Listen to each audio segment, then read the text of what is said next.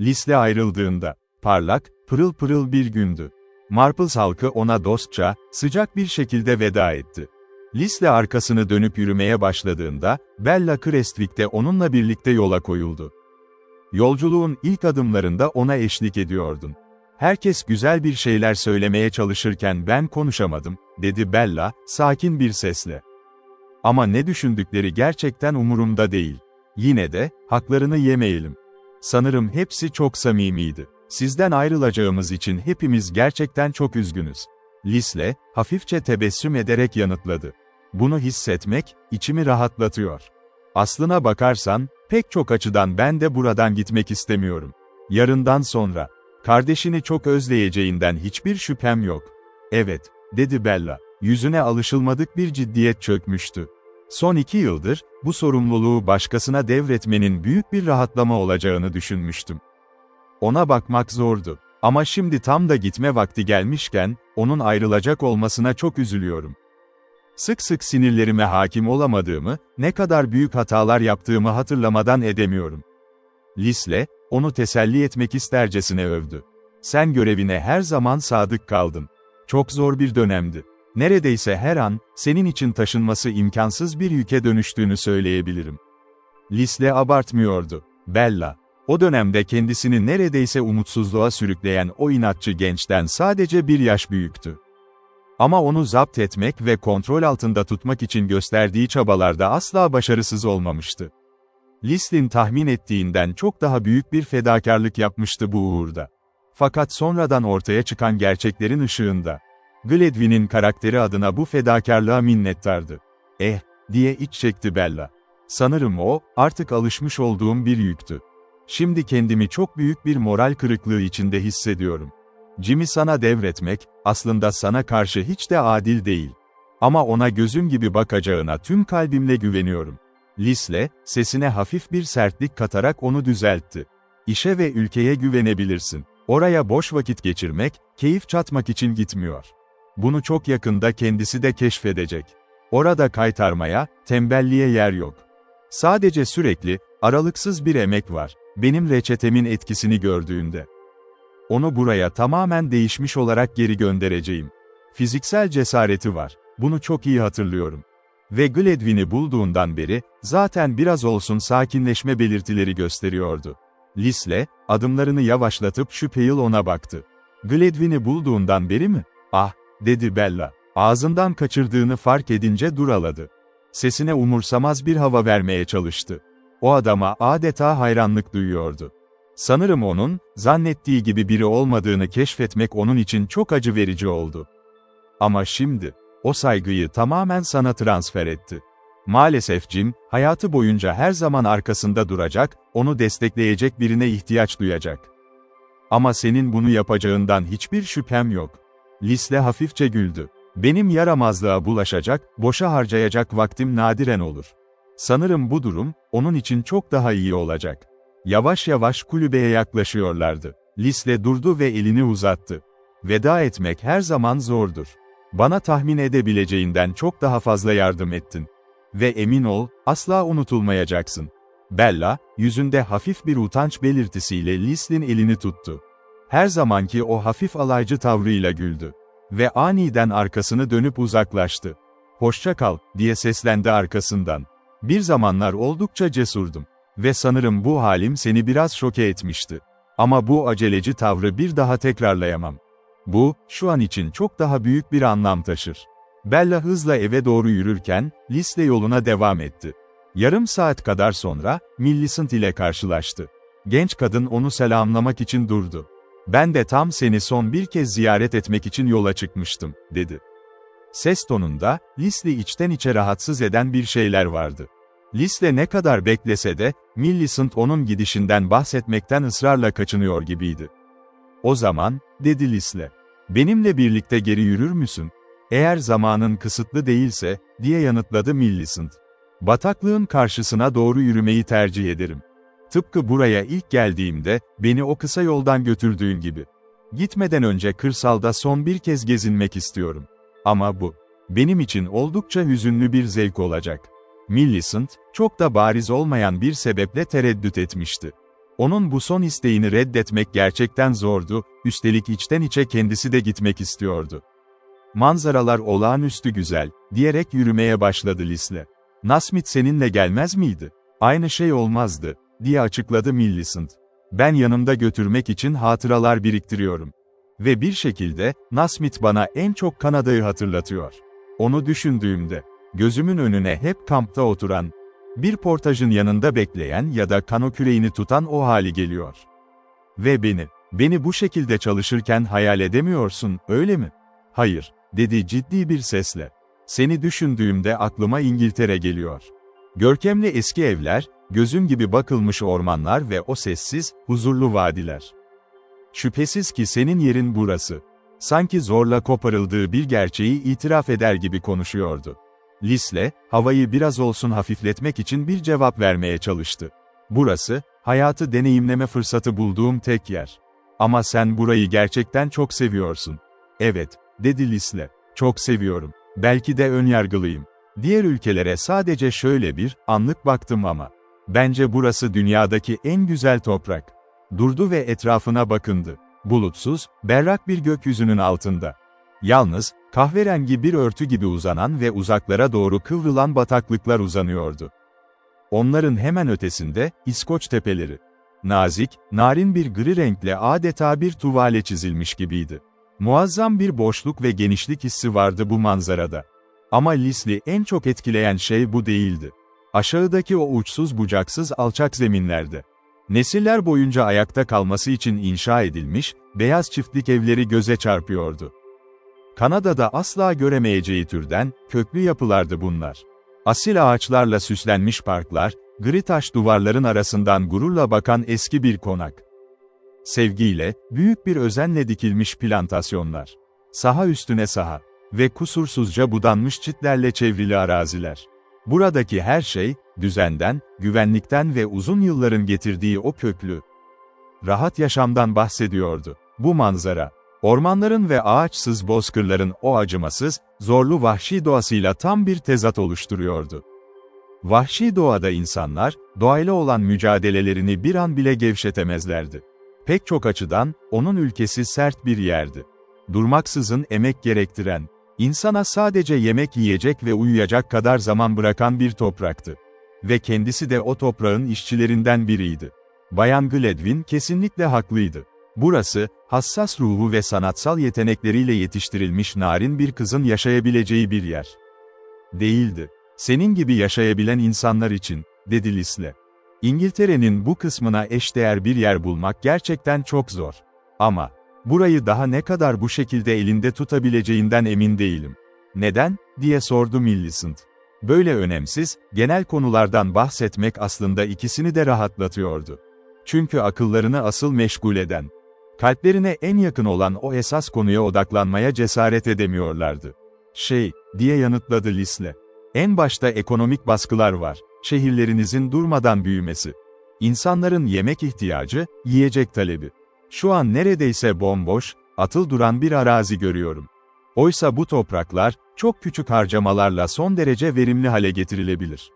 Buradaki halkımız, genellikle ellerindeki toprağa neredeyse değerinin tamamı kadar emek veriyor ama, hiçbir şey yapmadan çok daha iyi sonuç alabilecek topraklar var.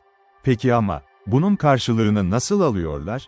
Lisle hafifçe güldü. Sırrı şu ki, çok az şey bekliyorlar. Sadece doyacak kadar yemek. Kendi elleriyle inşa ettikleri, içinde uyuyabilecekleri küçük bir kulübe. Ve 24 saatin en az 16 saatini çalışarak geçirmeye razılar. Kışın bunu yapamazlar herhalde. Kışın saatler daha kısa, doğru. Ama kış, o uçsuz bucaksız orta bozkırlarda işin en zor, en çekilmez olduğu zamandır. Orada küçük üretici, vaktinin büyük bir kısmını eve soba için odun taşımakla ya da yeni ahırlar inşa etmekle geçirir. Termometrenin sıfırın çok altında olduğu o dondurucu günlerde, yeterince büyük ağaçların olduğu bir uçurum bulabilmek için Miller katarca yol yürümek zorunda kalır.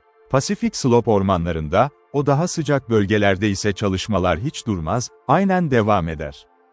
Çalı çiftçisi, günlerini bardaktan boşanırcasına yağan yağmurun altında koca ağaçları keserek geçirir. Gecelerini ise garip şeyler yaparak harcar. Mobilyalar, vagon direkleri, dış binalar için yeni kapılar üretir. Sizin, boş zaman, dediğiniz o kavram. Orada tamamen bilinmezdir. Lisle abartmıyordu. Ama Batı yaşamının en sert, en acımasız yönlerini özellikle vurguluyordu. Çünkü aldığı kararın arkasında durabilmek için bu vurguya ihtiyacı vardı. Elbette o hayatın çekici yanları da vardı. Aşağı yukarı rahat bir hayat süren erkekler de mevcuttu. Ama sayıları kesinlikle çok azdı. Şehir ofisinde, yapayalnız bir çalılıkta ya da bir kereste fabrikasında çalışan işçiler. Hepsi ya ateşli bir aktivitenin içine sürükleniyor ya da onun tarafından yutuluyordu. Lisle, kendisini o işçilerden biri olarak görüyordu. Bu yüzden, korunaklı bir ortamda büyümüş bu İngiliz kızını kendi sert dünyasından uzak tutmayı açık bir görev olarak kabul etmişti. Yine de, uzak ama son derece cazip bir olasılık vardı ki, bu düşünce içini biraz olsun rahatlatıyordu. Günün birinde, Pasifik kıyısındaki o şehirlerin birinde, çevresini lüks ve kültürle donatacak kadar para kazanabilirdi. O şehirler İngiltere'dekilere benzemese de, karla kaplı dağların ve uçsuz bucaksız denizin manzarasıyla büyüleyiciydi. Ama sen bir çiftçi değilsin ki, diye itiraz etti Millicent. Hayır, madencilik benim mesleğim ve beni tamamen ele geçiriyor. Şehirdeyken, Londra'daki ofislerin kapısı bile açılmadan çok önce ben işimin başında olurum.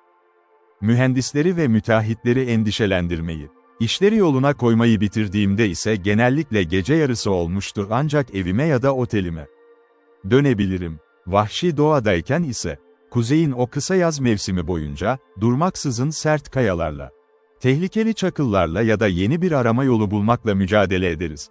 O zamanlar, geceleri bile hava çoğunlukla aydınlıktır. Kışın ise bazen her yer karla kaplanır ve termometre dondurucu dereceleri kaydeder. Millicent hafifçe ürperdi. Lis'in tüm bunları neden bu kadar üstüne basarak, zahmet edip anlattığını merak ediyordu. Kendi kendine düşündü. Keskin bir şekilde, onun neler yapabileceğini kanıtlamak için anlatmadığından emindi. "Peki, geri döneceğin için mutlu musun?" diye sordu endişeyle. "Yoksa korkuyor musun?" "Korkmuyorum. Çünkü bu benim hayatım. Ve belki de, zaman geçtikçe her şey daha da kolaylaşıyor. Yine de, buradan gitmek istemiyorum." Millicent onun bu sözlerine inanabilirdi. Lis'in yüzündeki o endişeli ifade, sözlerini kelimesi kelimesine doğruluyordu. Ve garip bir şekilde, bu durum genç kadını memnun etmişti. Millicent, hayatı boyunca bu kadar yüksek bir özgüvene sahip olan bir arkadaş edinmemişti. Ve şimdiden fark etmişti ki, bir anlamda, onun varlığından derin bir sevinç duymaya başlamıştı. Hatta içindeki bu merakı tartıyor. Bunun çok kısa sürede derin bir sevgiye dönüşüp dönüşmediğini anlamaya çalışıyordu. "Peki," dedi Millicent, gözlerinin içine bakarak. "Benimle gelmeni istediğin için gerçekten çok mutluyum. Sanırım buradaki ilk arkadaşlarından biri bendim. Ve senin, buradaki son gününün bir parçasını benimle geçirmek istemen beni çok duygulandırdı. Sen her şeyden önce gelirsin." Millicent hafifçe gülümsedi. "Bu çok hoş bir söz. Peki ya Nasmith?" "Nasmith alışılmadık derecede iyi bir adam. Ama sınırları var, sende ise. Sende hiçbir sınır yok. Seni tam olarak anlayamıyorum." Lisle, sesini daha da ciddileştirerek açıkladı. "Demek istediğim şu. Karşına çıkan her zorlukta, hayatın sana yaptığı her çağrıda elinden gelenin en iyisini yapmaya çalışıyorsun. Zor bir durumda kaldığında asla çaresizce oturup beklemezsin. Her zaman o zorlukları aşmanın bir yolunu bulursun. Bu özellik, dehadan çok daha faydalı, çok daha büyük bir hediyedir." Millicent, hafif bir utançla başını eğdi. "Beni gözünde çok büyütüyorsun. Az önce benim yerimin burası olduğunu, bu topraklara ait olduğumu söylemiştin. Buradan çıkan sonuç şu ki, ben senin o bahsettiğin, farklı ve sert okula asla uyum sağlayamam." "Hayır," diye düzeltti Lisle. "Şartlar değiştiğinde kendini kesinlikle o koşullara uydururdun. Ama sorun şu ki, sen bu uyum sürecinde çok büyük acılar çekerdin. Ve aslına bakarsan, bence senin gibi insanlar, diğerlerinden her zaman çok daha fazla acı çeker." Millicent, onun bu yorumlarında bir nebze de olsa haklılık payı olduğunu hissediyordu. Ama konunun tamamen kendi kişisel hayatına dönmesinden ustaca kaçındı. "Bahsettiğin bu erdemler, aslında oldukça yaygın değil mi?" diye sordu. "Bence öyle olmalı. Çünkü yaşamak için son derece gerekliler. Bir dereceye kadar, evet. Öyle olduklarını umuyorum. Ama onları en belirgin, en çıplak haliyle ancak benim geldiğim gibi topraklarda görebilirsin. Bir öncünün, bir göçmenin mücadele etmesi gereken çok şey vardır. Don dalgaları, seller, sert kayalar ve çığlar. Her türlü zorluğa, açlığa ve o dondurucu soğuğa karşı tek başına direnmek zorundadır. Madenci, o karmaşık ve balta girmemiş ormanlarda emekleyerek ilerler. Malzemelerini karlı, geçit vermez dağların üzerinden taşır. Sığ kuyular ansızın çöker. Eğreti yapılmış barajlar sulara kapılıp gider. Bir adam, bitkin düşene kadar o zorlu patikalarda yürür. Erzağı tükenir ama açlığa meydan okuyarak yoluna devam eder. Kayaların arasında sakatlanır, acıdan dişlerini sıkar. Ama topallayarak da olsa ilerlemeye devam eder. Her zaman düşünmüşümdür ki, bunu yapabilme kapasitesi, insanlığın en büyük özelliklerinden biridir. Ama madalyonun diğer yüzüne baktığında, bu durum maddi şeylerle yapılan o en sert mücadelelerde bile her zaman tam olarak görünmez. Asıl ahlaki stres, o manevi baskı geldiğinde. Pek çok insan başarısızlığa uğrarken, kimileri dimdik ayakta kalır. Millicent, gözlerini uzaklara dikerek mırıldandı. Evet, öyle engeller vardır ki, onlara doğrudan saldıramazsın. Sadece kabullenmek zorunda kalırsın. En zor şey budur ama gerçek zafer de işte tam bu kabullenişte gizlidir. Lisle, karamsar bir ses tonuyla yanıtladı. Acı bir hikaye. Araya birkaç dakikalık derin bir sessizlik girdi. Mor renkli fandalıkların, o vahşi heather örtüsünün içinde sessizce yürümeye devam ettiler. Millicent, Lis'in düşüncelerinin onu nereye götürdüğünü çok iyi anlıyordu. Ama şu an içini hafif, kafa karıştırıcı bir öfke kaplamıştı. Lis'in bu kadar sert, bu kadar kaba bir felsefeyi konuşuyor olmasına kızıyordu. Aslında bu hissettikleri, derin bir hayal kırıklığının dışa vurumuydu. Bu onların birlikte çıkacağı son yürüyüştü. Ve Millicent, ne beklediğini tam olarak bilmese de, ondan çok daha farklı şeyler duymayı umut etmişti. Hemen yanında yürüyen bu adama baktı. İnce, dik duruşu. Konuşurken ona sabitlenen o keskin gözleri. Ve o kararlı, rüzgardan kavrulmuş kahverengi yüzü. Fiziksel olarak da, ruhsal olarak da onu derinden etkiliyordu. Onu çok ama çok özleyeceğini. Ve bu ayrılığın hiç de kolay olmayacağını şimdi çok daha net bir şekilde anlıyordu. Bu sırada, Lis'in farkında olmadan ona çok önemli bir ipucu verdiğini hissetti. Ahlaki zorluklar, ancak sessiz bir teslimiyetle ve içsel bir güçle aşılabilirdi. Sonunda, bataklığın en yüksek şeridine, Moor'un zirvesine ulaştılar ve orada durdular. Güneş iyice alçalmıştı. Altlarında uzanan o uçsuz bucaksız ülke, NÖTR ve solgun renklere bürünmüştü. Ormanlar, alçak tepeler ve nehir vadileri. Işık çekildikçe keskin hatlarını kaybediyor, adeta bir sisin içinde eriyordu. Hafif, soğuk bir rüzgar fandalıkların arasında iç çekerek esiyor. Bataklık arazisinin o derin ıssızlığını yüzlerine vuruyordu. Millicent hafifçe ürperdi. Lis'le sessizce, aşağı ineceğiz, dedi. Günün o parlaklığı artık gitti. Burada harika vakit geçirdim. Hayatta olduğum sürece dönüp düşüneceğim anılar biriktirdim. Ama şimdi, hepsi bitti. Millicent, umut dolu bir sesle sordu. Ama, bir gün geri döneceksin, değil mi? Belki, şu an tam olarak kestiremiyorum, diye yanıtladı Lisle. Kuzeyde çözmem gereken bazı planlarım, entrikalarım var. Bunları göz önüne alırsak, dönüşüm elbette mümkün. Ama o zaman bile, hiçbir şey tam olarak bugünkü gibi olmayacak. Durumlar değişir. İnsan çok fazla beklememeli. Yüzündeki gülümseme biraz zorakiydi. İçinde bulunduğu o melankolik ruh hali, dalga dalga Millicent'a da bulaşıyordu. O uzun, hüzünlü renklerle bezeli yokuştan aşağıya, Fan Dağlık yamaçlarına doğru inerken, Millicent'ın yüreğine alışılmadık bir kasvet çöktü. Az sonra, çıplak ve yapraksız bir ormana ulaştılar. Yükselen rüzgarın önünde hışırdayan ölü yapraklar. Solmuş eğrelti otları ve ince huş ağaçlarının arasında sağa sola sürükleniyordu. Ağaçların gövdeleri, üzerlerinde kasvetli birer gölge gibi yükseliyordu. Gün ışığı neredeyse tamamen kaybolmuştu. Etrafı saran o yoğun karanlık, ikisinin de ruhuna işledi. Kızın zihninde, söylenmemiş, havada asılı kalmış o sözlerin ağırlığı vardı. Yol boyunca bir iki kez yoldaşına, Lis'le doğru baktı. Lis'in yüzü her zamankinden daha ciddiydi. Ve bir kez olsun dönüp ona bakmıyordu. Vadinin derinliklerine doğru ilerledikçe hava iyice karardı. Yapraksız, çıplak meşe ağaçlarının altında yürüyorlardı. Artık her ikisi de, aradaki o gerginliği dağıtmak için umursamaz konulardan bahsetmeye çalışıyordu. Ta ki Millicent, evine giden yolun büyük kapısında durana kadar. Genç kadın, Lisl'in gözlerinin içine bakarak sordu. "İçeri gelir misin?" "Hayır," dedi Lisle, sakin bir sesle. "Nasmith beni bekliyor. Benimle gelmene gerçekten çok sevindim. Ama sana veda etmeyeceğim. Çünkü ben, Britanya Kolombiyası'nda birlikte yapacağımız o büyük yolculuğu dört gözle bekliyorum." Elini uzattı. Millicent onun elini son kez tuttu. Bir an sonra Lisle arkasını döndü ve karanlığın içinde kayboldu.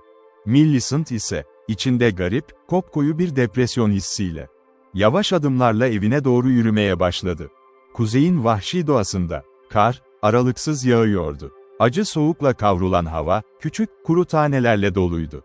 Yanan bir ateşten yükselen kırmızı parıltının önünde, kıvrımlı bulutlar halinde dönüp duruyorlardı. Ateşin hemen yanında, donmuş nehrin kıyısında büyük bir kayalık yığını beliriyordu. Kayaların arkasında ise karla kaplanmış söğüt ağaçları ve gül çalıları büyümüştü. Yanlarında, zar zor ayırt edilebilen birkaç huş ağacının boğuk şekilleri uzanıyordu. Ateş parladıkça, bu belirsiz aydınlık etrafa yayılmaya çalışıyordu. Ama dışarıda, her şey yoğun bir kar perdesinin ardında kaybolmuştu. Hava karalı hayli zaman olmuştu. Lisle, endişeli bir halde, yıpranmış deri paltosuna sıkıca sarılmış yatıyordu. Bir kayanın yanındaki çukurdaydı. Ateşin hemen yanında, rüzgarla zorlanan bir çadır duruyordu. Ama bu büyük taş, ona çok daha iyi bir sığınak sağlıyordu. Piposunu dikkatle çekerek, hevesle dışarıyı dinledi. Bunu yapmak, hem tatsız hem de biraz riskliydi. Çünkü eski kürk şapkasını, soğuktan karıncalayan kulaklarının üzerinden geriye doğru itmek zorundaydı. Acı esen rüzgarın her değişen tonunda, iliklerine kadar ürperiyordu.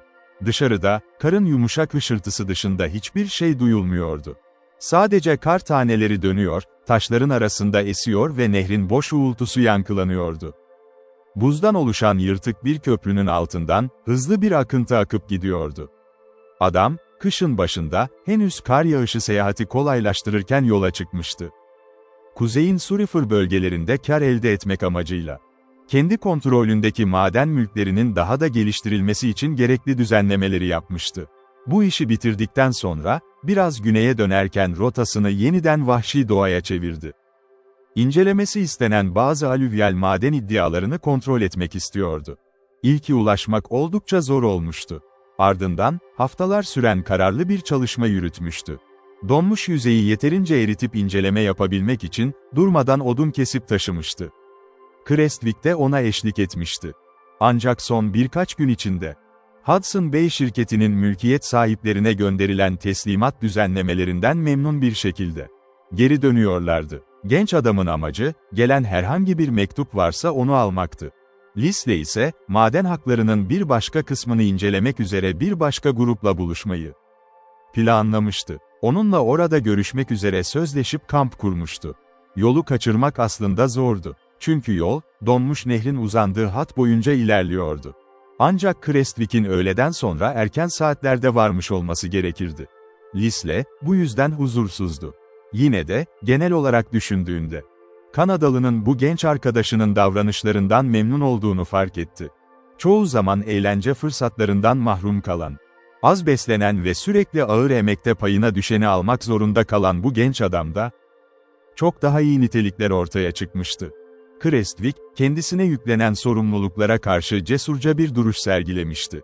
Yaşadığı zorluklar ve emek dolu çalışmalar, onun üzerinde şimdiden rafine bir etki bırakıyordu.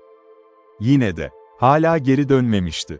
Kar giderek kalınlaşırken, belki de nehrin o nispeten düz olan izini takip edememişti. Ayrıca, çok büyük bir risk daha vardı. Hızlı akıntının hemen üzerindeki o çatlak buzların arasında yönünü şaşırıp mahsur kalabilirdi. Sonunda Lisle ayağa kalktı. Tehlikeli olan tarafa doğru yürüdü. Sadece nehrin sesini takip ederek yönünü bulmaya çalışıyordu. Ateş ışığının dışına çıktığında, artık hiçbir şey görünmüyordu. Sadece rüzgarla sürüklenen beyaz bir kar bulutu vardı. Yükselen gürültüden, hızlı akan dağ nehrinin çevresine ulaştığını anladı. Sessizce ilerlemeye devam etti. Ta ki aşağıdaki havuzun yanında durana kadar. Hızlı akan su kısmen donmuştu. Ama buzlar çatlamıştı ve akıntının kuyruk kısmında üst üste birikmişti. Lisle, orada ne kadar beklediğini hatırlayamıyordu. Ayaklarının donmasını engellemek için sertleşmiş ellerini birbirine vuruyor, ileri geri, sağa sola sendeleyerek hareket ediyordu. Ama sonunda, hala hiçbir şey göremediği o karanlıkta, bir çıtırtı sesi duydu. Keskin bir sesle haykırdı. "Geldim," diye bir cevap yankılandı. "Buzu nerede bırakayım? Önümde bir açıklık var gibi görünüyor." Suların gürültüsü ve sürüklenen buzların birbirine çarpma sesi arasından duymak çok zordu. Ama Lisle sözleri yakalamayı başardı. Tekrar seslendi. "Rüzgara sırtını çevir ve düz, tam ileriye doğru yürü." Crestvic'in ona itaat ettiğini düşündü. Ancak birkaç dakika sonra, ikinci bir bağırış daha duyuldu. Büyük bir çatlak daha yükseldi. Ses boğuk ve endişeliydi. Lisle, gencin yolculuktan dolayı çok yorulduğunu ve muhtemelen kafasının karıştığını anladı. Ona beklemesini söyledi. Kendisi ise aceleyle aşağı akıntıya doğru, kısmen donmuş havuzun üzerine doğru ilerledi. Birkaç dakika boyunca Crestvic'e seslenerek ve gelen cevaplarla yönünü bularak devam etti. Ve sonra, aniden durdu. Ayaklarının hemen altında, kapkara bir su şeridi uzanıyordu. Diğer tarafta ise sert bir buz sırtı vardı. Ama onun ötesinde ne olduğunu göremiyordu. "Çatlaklar labirentinin içindeyim. Çıkış yolunu bir türlü bulamıyorum," diye bağırdı Crestvig, onun çağrısına karşılık vererek. Lisle, hiçbir daralma belirtisi göstermeyen yarağa doğru ilerlerken hızla düşündü. Kar çok yoğun yağıyordu, acı rüzgar giderek güçleniyordu. Bu buzlu suya düşmek tam bir felaket olurdu. Arkadaşını mümkün olan en kısa sürede kurtarması gerektiği açıkça belliydi. Ancak bunu nasıl yapacağı net değildi. Crestvig, çatlağın yanlış tarafında bir yerdeydi. Bu yarık, derenin tam karşısına. Kırık sırtlar ve tümseklerin oluşturduğu o karmaşaya doğru gidiyor gibi görünüyordu. Lislin hatırladığı kadarıyla, karşı kıyının kenarı orasıydı. Çocuğun tam karşısında bulunduğu yeri bulmaya çalışmalıydı. Ancak bu çok zordu. Çünkü yeni sızan sular ve oluşan buz sırtları, onu kenardan geriye doğru itiyordu. Tam o anda uçurum, mürekkep gibi kapkara, coşkun bir suyla dolu geniş bir açıklıkla son buldu. Lisle, bir iki adım geri çekildi. Kendini hazırladı ve karşıya fırladı. Önünde şekilsiz, beyaz bir nesne gördü. Başka bir çatlağa gelince, hızla bir buz bloğunun tepesine çıktı ve tekrar sıçradı. Aşağı indiğinde keskin bir çatırtı koptu. Üzerine bastığı parça fena halde sallandı. Crestvig sendeledi. "Dikkat et," diye bağırdı. Altına doğru eğiliyor. Lisle, suyun karın üzerine doğru vurduğunu gördü. Ama su geri çekilirken, koptuğu büyük parça bir çarpma sesiyle diğerlerinin üzerine bindi. "Hadi," diye bağırdı Lisle. Dere çok hızlı sıkışacak. Daha büyük olan buz kütlesine ulaştılar ve üzerinden geçtiler.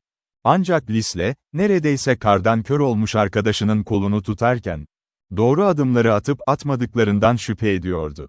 Sendeleyerek geçtikleri o sırtları ve yırtık büyük blokları pek hatırlamıyordu. Üstelik daha küçük yarıklar şimdi gözüne çok daha fazla görünüyordu. Crestvic'in tamamen tükenmiş olduğu ortadaydı. Bir an önce nehir kıyısına ulaşmaları gerekiyordu. Sonunda, daha yukarıdaki geniş yarığın kenarına geldiler. Lisle, Crestvic'e döndü. "Üzerindeki kürk paltoyu çıkarsan iyi olur. Zıplamak zorunda kalacaksın." "Yapamam," dedi diğeri üzgün bir sesle. "Cesaretim yok. O mesafe benim için çok fazla." Duruşu, kardan oluşan bir sisin içindeki o bitkin hali, sözlerini doğrular nitelikteydi. Yaptığı o uzun yürüyüş onu neredeyse tüketmişti. Aşırı yorgun kasları, artık yeni bir hamle yapacak durumda değildi. Lisle, 1-2 saniyeliğine boşluktaki karanlık suya bakarak durdu.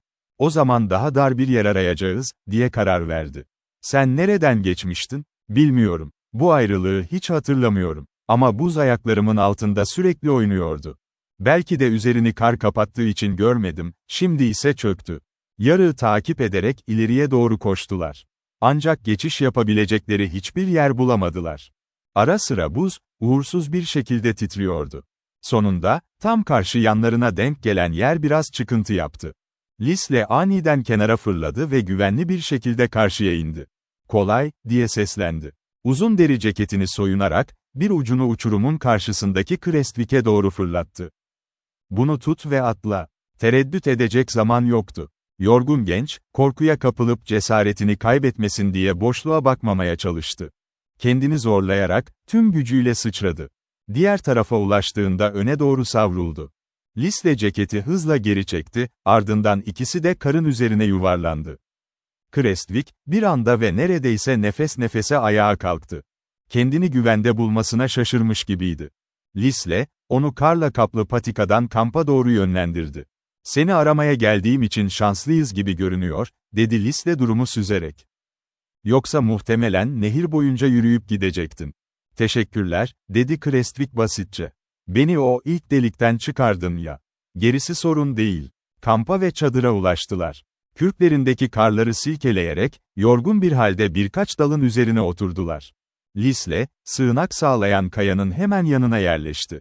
Tavayı ve çaydanlığı ateşin üzerine koydu. Sonra piposunu tekrar doldurdu ve yemek yiyen arkadaşını izlemeye başladı. Crestvik, İngiltere'den ayrıldığından beri çok değişmişti. Yüzü daha inceydi. O eski, hafif züppe ve boş özgüvenli hali üzerinden tamamen silinip gitmişti. Gözleri belki eskisi kadar meydan okuyan cinsten değildi, ama çok daha istikrarlı. Kararlı bakıyordu. Ateş ışığında, yıpranmış kürkler içinde otururken. Bir zamanlar Marple'ın bilardo odasında gece elbisesiyle boy gösterdiği halinden çok daha asil, çok daha iyi görünüyordu. Ara sıra konuştuğunda, eskiden onu karakterize eden o kibirli, kendinden emin tondan eser kalmadığı anlaşılıyordu. Bu buzlu kuzey vahşi doğasında, kendi gerçek değeri üzerine çok daha gerçekçi bir fikir edinmişti. "Ateşi görmek beni kelimelerle anlatılamayacak kadar sevindirdi," dedi nihayet. "1-2 mil daha gitseydim beni ıskalardı. Ama buraya gelebilmek için Forks'un dediğinin 2 katı zaman harcadım. Çok yavaş ilerliyordum. Onlar hayatları boyunca bu işi yapıyorlar. Onlarla eşit olmayı bekleyemezdin zaten. Dün gece nerede uyudun?" "Söğüt dallarının arasında, solmuş bir çalı yığınında. Karı üzerimden kazıdım. Yani, orada uzandım işte. Ama ateş iyi yanmadığı için pek dinlenebildiğimi sanmıyorum. Bir an, bu ülkede ne işim olduğunu, neden burada kaldığımı kendi kendime sordum. Mantıklı tek bir cevap bile bulamadım. Yük gemileri gittiğinde, köpeklere ve kızaklara kavuştuğunda bundan kurtulabilirsin," dedi Lisle.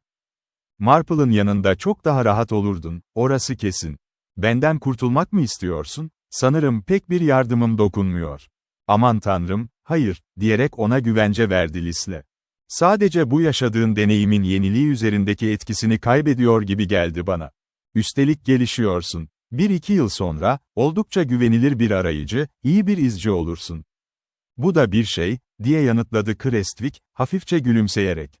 "Kısa süre önce sadece bir sporcu olacağımı düşünürdüm. Gladwin tarzı biri. Ama o tür bir hırs artık bana hitap etmiyor. Yine de, sıradan bir izleyiciden çok daha fazlası olmak istiyorum. Bu maden iddialarından birine küçük bir ortak olmama izin veremez misin? 1 kuruş bile olmaz. Öncelikle, o parayı toplamakta çok zorlanırsın. İkincisi ise, belki de Batley'nin oyununu oynamakla suçlanırsın. Bu son söylediğin saçma. Ama burada hiçbir şey yapmayacaksam, bu beni yine aynı soruya getiriyor. Ben neden hala buradayım? Bunu sana ben söyleyemem. Ancak kendi mülküne girene kadar dayanırsan. Bu zorlu sürecin birçok açıdan seni olgunlaştıracağını göreceksin. O zaman Batley ve Gladwin gibi insanları taklit etmek için daha az fırsat bulacağını tahmin ediyorum. Tabii, bunun beklemeye değip değmediğini kendin bileceksin. Bu, Lis'in ona verebileceği en ciddi tavsiyeydi.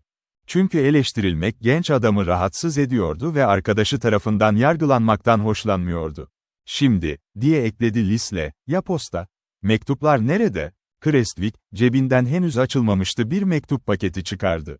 Lisle, gelen 2 iş mektubuna hızlıca göz attı. Kaya, yağan karın büyük kısmını onlardan uzak tutuyordu. Yanan dalların rüzgarla birlikte bir yükselip bir alçalan parıltısı, okumak için yeterli ışığı sağlıyordu. "Benimki Bella'dan. İçinde bazı haberler var," dedi Crestvik. "Kervin evlenmek için sabırsızlandığını söylüyor. Onu gördüğümü sanmıyorum. Eğer durumumun tatmin edici olduğuna ikna olursa, muhtemelen kabul edecekmiş. Bella mektupta aynen şöyle yazmış, neredeyse kesinlikle böyle birini kabul edecek." "İşte, tam Bella'ya göre bir laf. Nasıl biri bu adam?" diye sordu Lisle ilgiyle. Doğrusunu söylemek gerekirse, bir açıdan haklı olduğunu düşünüyorum. Adam düzgün, dürüst biri. Marple ve çevresindekilerin tarzında değil. Aslına bakarsan, onu kesinlikle mesafeli ve soğuk bulmuştum ama bunun haklı bir sebebi olabilir. Her neyse, sevindim. Çok daha kötüsünü de yapabilirdi. Sanırım onun şüphelerini yatıştıracak bir referans yazısı vermenden sakınca görmezsin, değil mi? Elbette alacaksın. Adam iyi biri olduğuna göre, ben de senin kadar mutluyum. Kız kardeşine büyük bir saygım var. Senin yanında cesurca durdu. Doğru, diye onayladı Creswick. Biraz inatçıdır, onu pes ettirmek gerçekten zordur.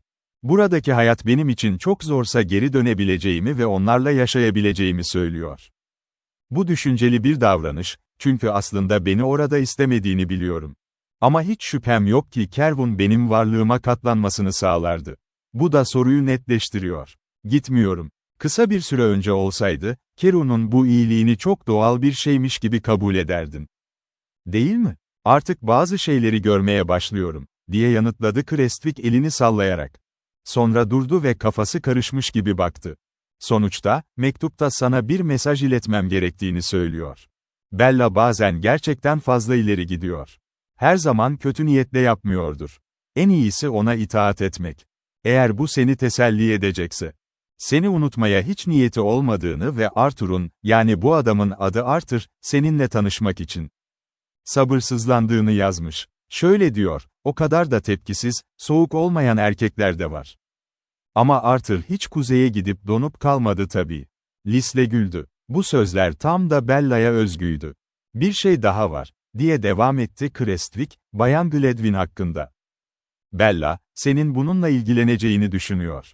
Şöyle bir ihtimal varmış. Hadi canım, diye bağırdı Lisle, şaşkınlıkla piposunu elinden düşürerek. Göremiyorum, dedi Creswick mektuba bakarak. Ateşi biraz canlandırabilirsin. Lisle, ateşe birkaç taze odun attı ve bir dalla vahşice dürttü. Yükselen keskin dumanın arasında çocuk okumaya devam etti. Görünüşe göre Gladwin, annesi ve Millicent'ı şehirde birlikte görmüş. Sonra da Flo Marple ile birinin evinde bir hafta geçirmişler. Flo ona, bunun uzun zamandır ertelenmiş bir düzenleme olduğunu ve sonunda gerçekleşeceğini söylemiş. Tırnak işareti. Creswick mektubu yere bıraktı. Eğer bu, Millicent'ın Gladwin ile evleneceği anlamına geliyorsa.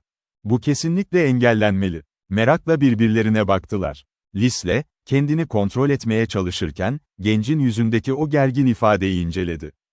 Neden, diye sordu, kısık ve mesafeli bir sesle. Creswick, şiddetli bir öfke patlamasının eşiğinde gibiydi. Lisle, onun büyük bir çabayla kendini tuttuğunu görebiliyordu. Ah, neyse ne, diye yanıtladı nihayet. O adam onun yarısı kadar bile iyi değil. Tehlikeli bir pislik o. Tehlikeli mi? Evet, diye kuru bir şekilde karşılık verdi Creswick. Sanırım onu en iyi tanımlayan kelime bu. Etkileyici, ağır bir sessizlik oldu. Her ikisi de içten içe, kendi duygularını ne kadar açık ettiklerini merak ediyordu. Sonunda Lisle sessizliği bozdu. Mektubun geri kalanını oku. Bakalım Bella daha fazla bir şey söylemiş mi? Başka bir duyuru yapılmamış, dedi Creswick biraz sonra mektuba göz atarak. Yine de Flo, nişanın yakında resmen duyurulacağından eminmiş. Creswick, yüzünde belirsizlik ve öfke dolu bir ifadeyle Liesl'a baktı. Bella'nın diğer haberlerini neredeyse unuttum. Ne yapılabilir? Sen ne yapmak istiyorsun? Lütfen kelime oyunları yapma, dedi Creswick sertçe. O kadar zeki değilim ben. Miss Gladwin'in neden o adamla evlenmemesi gerektiğini bilmiyor musun? Evet, ama bu seninle ilgili bir durum değil. Belki de değildir, diye yanıtladı Creswick. Sadece bu evliliğin kesinlikle bozulması gerektiğini söyleyebilirim. Düşünülmesi bile imkansız. Peki, diye yanıtladı Lisle, sesindeki zoraki sakinlikle. Eğer seni biraz rahatlatacaksa, ilk fırsatta Nasmith'e yazar ve ne duyduğunu sorarım. Şimdi bu konuyu kapatalım. Mektubunda genel olarak ilgini çeken başka bir şey var mı? Bella, düğünün erken yaz döneminde olmayacağını söylüyor. Kerou'u Banff ya da Glacier taraflarına götürmeyi düşünüyormuş. Kerouac daha önce bir kez oralarda tırmanış yapmış, çok hevesliymiş. Sonra da gelip bizi yukarıda bir yerlerde bulmaya çalışacaklarmış. Lisle piposunu tekrar yaktı. Bir süre boyunca, ateşin başında hiç konuşmadan, sessizce oturdular. Sonra Crestvik ayağa kalktı, çadırdan bir battaniye getirip üzerine sardı. Kayacığın rüzgar almayan tarafında, ateşin hemen yanına uzandı. Birkaç dakika sonra, yorgunluktan derin bir uykuya dalmıştı bile. Ancak Lisle, kar taneleri üzerlerinden geçip giderken, karanlığın içinde uzun süre uyanık kaldı ve derin düşüncelere daldı. Crestvik uyandığında, içerisi buz gibiydi. Genç adam, dondurucu soğuğun ortasında sıkışıp kalmış gibi hissediyordu. Gün henüz yeni ağarıyordu ve dışarıda lapa lapa kar yağmaya devam ediyordu. Lisle ise çoktan kalkmış, kahvaltı hazırlamakla meşgul bile olmuştu. "Yine mi yola çıkıyoruz?" dedi çocuk, sesindeki bıkkınlığı gizleyemeyerek. "Bugün dinleneceğimizi sanıyordum." Lisle, işine ara vermeden sordu, "Nasıl hissediyorsun?" "Korkunç derecede sertleşmişim. Her yerim ağrıyor. Ama en kötüsü bu değil.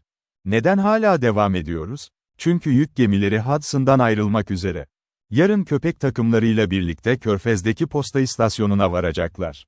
Bu, uzun bir süre boyunca mektup gönderebilmek için elimize geçecek tek şans.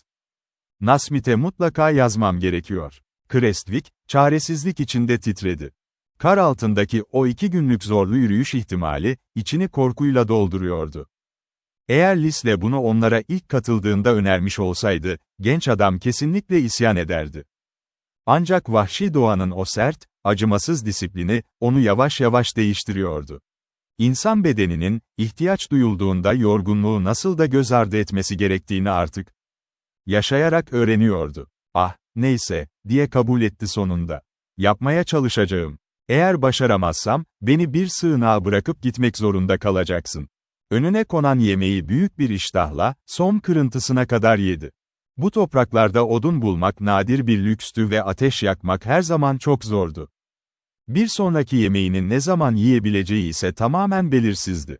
Ardından, çanta kayışlarını sızlayan omuzlarına geçirdi.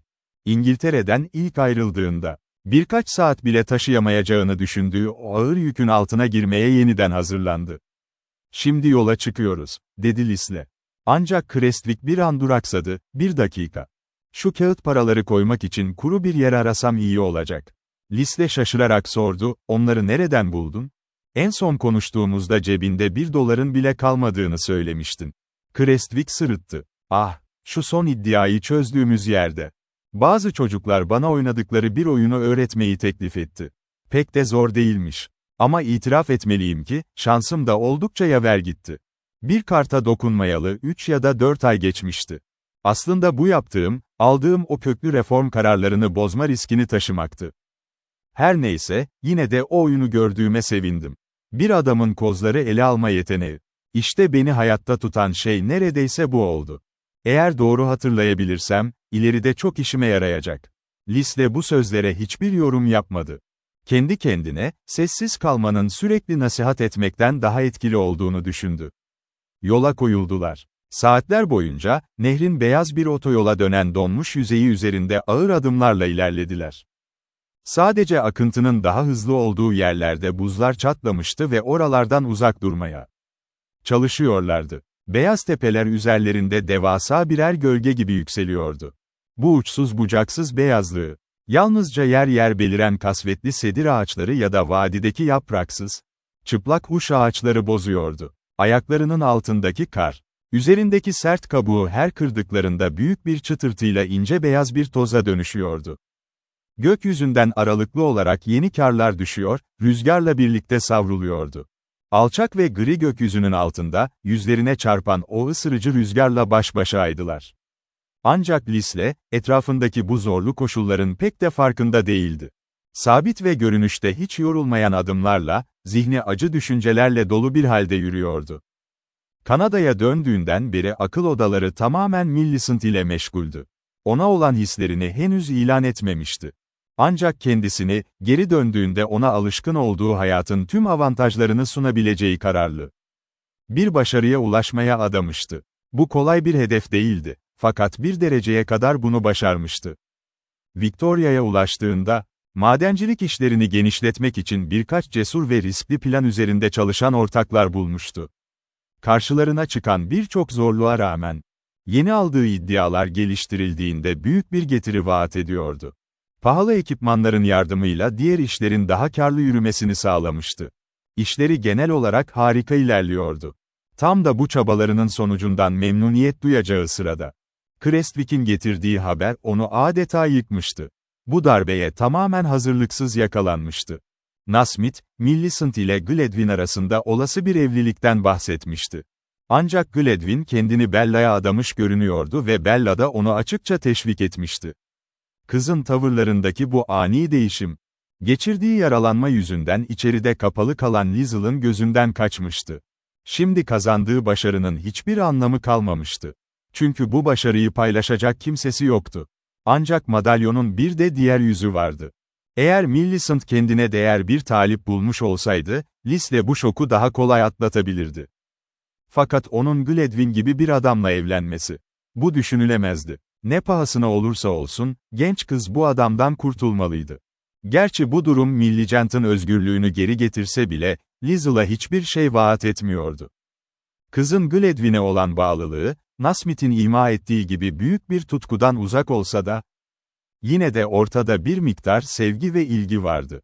Kardeşini bu şekilde terk etmesi affedilemezdi.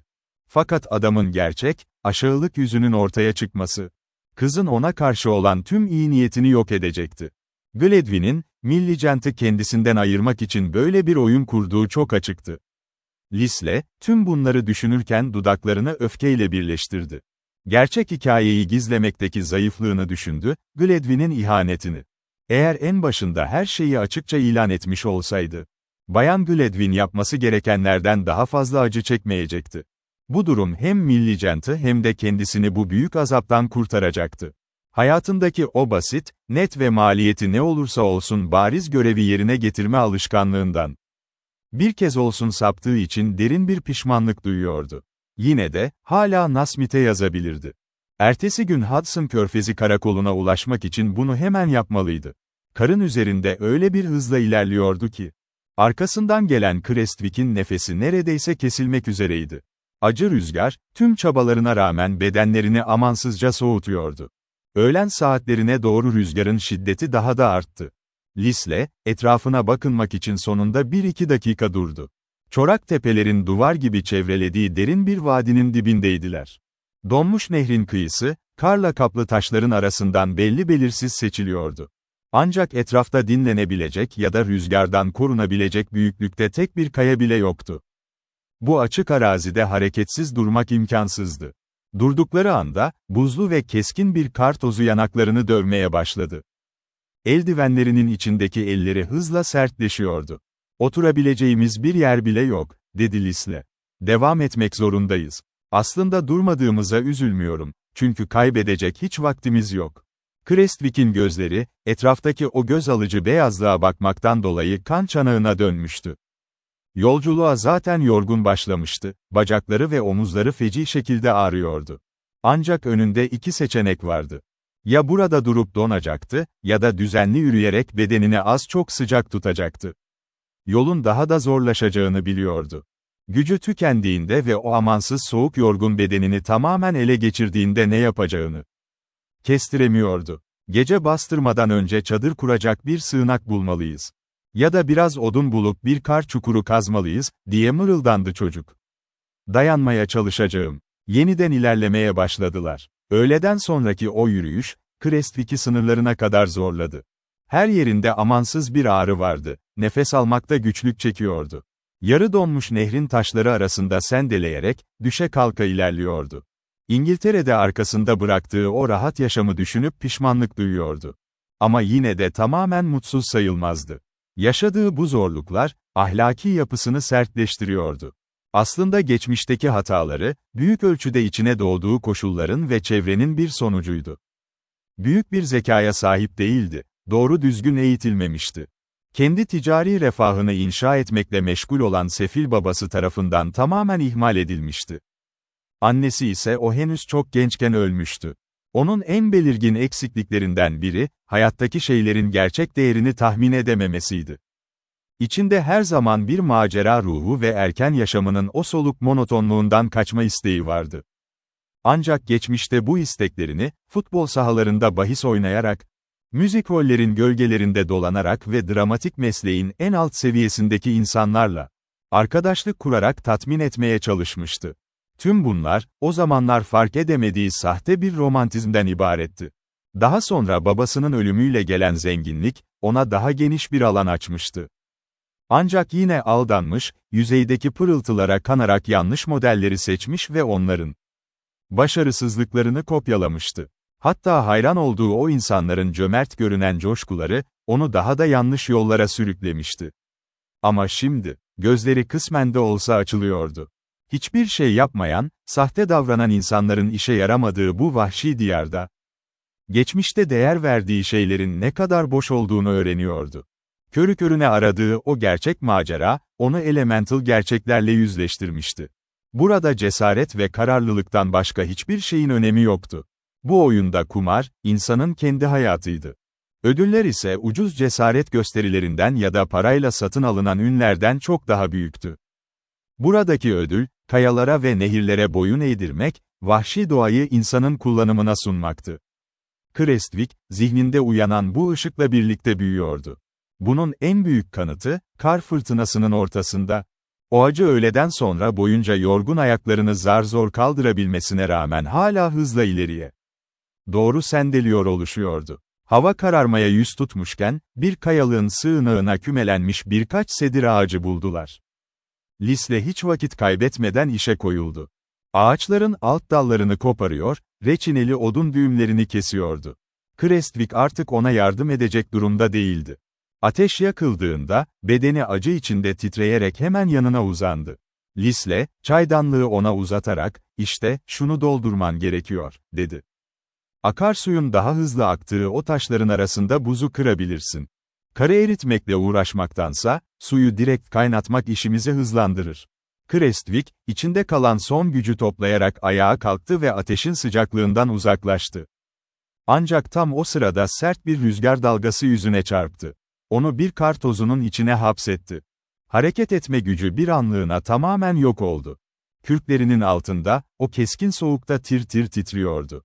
Yine de nehir hemen şuracıktaydı. Birkaç adım daha ilerlemeye çalıştı. İşte tam o an, çaydanlık sertleşmiş ellerinden kaydı ve dik yamaçtan aşağıya doğru yuvarlandı. Çocuk olduğu yerde kala kaldı. Aptalca bir şaşkınlıkla, aşağı inip onu geri alıp alamayacağını düşünüyordu. "Boş ver, geri gel," diye seslendi Lisle arkasından. "O işi ben hallederim." Genç adam bu çağrıyla geri döndü ve kendisini yeniden ateşin yanına bıraktı. "Sanırım tamamen bittim," dedi yorgun bir sesle. "Umarım sabah biraz daha kendimde olurum." Lisle çaydanlığı doldurdu, akşam yemeğini hazırladı. Kendisi açgözlüce yemeğini yerken, Krestvik çadırın içine uzanmıştı bile. Nispeten korunaklı bir sığınaktaydılar ancak don olayı her geçen dakika daha da şiddetleniyordu. Buzlu rüzgar, kayanın arkasından dolanıp girdaplar oluşturarak esiyor. Bu kırılgan çadırı her an devirmekle tehdit ediyordu. Krestvik, piposunu zorlukla yakıp biraz olsun rahatlamaya çalıştı ama nafile. Konuşacak gücü bile kalmamıştı. Liesl'ın kısa süre sonra uykuya dalması, onun için büyük bir teselli oldu. Krestvik o geceyi hayatı boyunca unutamayacaktı. Elleri ve ayakları soğuktan acı verici bir şekilde karıncalanıyordu. Üzerine uzandığı ağaç dalları, vücudundaki tüm ağrıları daha da keskinleştiriyordu. Eğer kendinde o gücü bulabilseydi, kalkıp kayanın arkasındaki rüzgarda aşağı yukarı yürürdü. Ancak ayaklarının üzerinde durabileceğinden bile şüpheliydi. Bazen çadırın içine yoğun bir duman sızıyordu.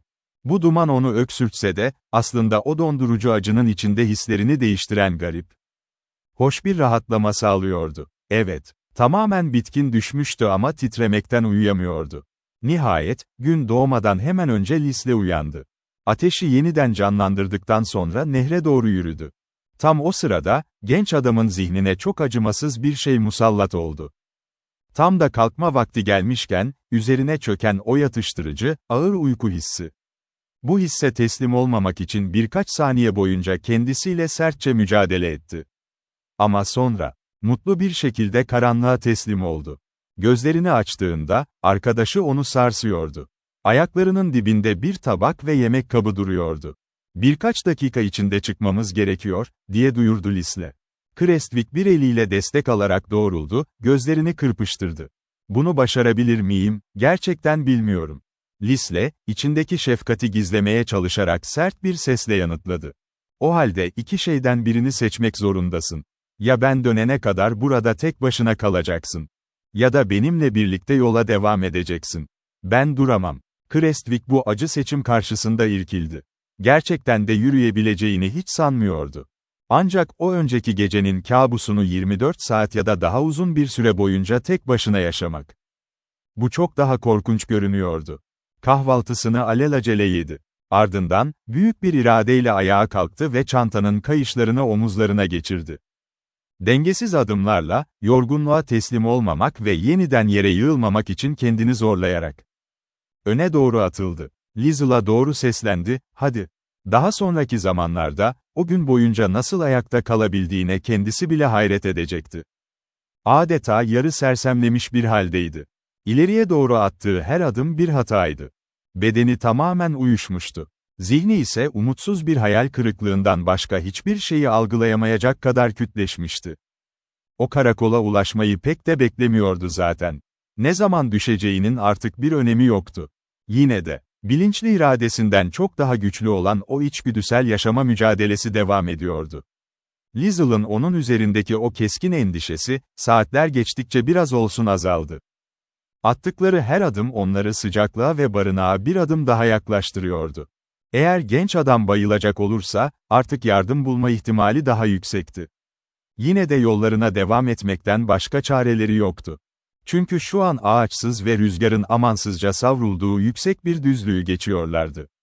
Öğleden sonra geç saatlerde, nihayet uzun bir vadiye girdiler.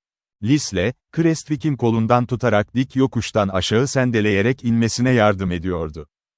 Çukurun derinliklerine doğru ilerledikçe, sık ağaçlar onlara doğru yaklaşmaya başladı. Lisle, yolculuğun artık bitmek üzere olduğunu anladı. Bu gerçekten büyük bir şanstı, çünkü arkadaşını ayakta tutmakta artık iyice zorlanıyordu. Tam o sırada, ön taraftan hafif bir uluma sesi yükseldi. Lisle durdu ve dikkatle kulak kabarttı. Ses daha net bir şekilde tekrarlandı. Ardından vahşi bir hırlama geldi. Kavga eden köpeklerin gürültüsüydü bu.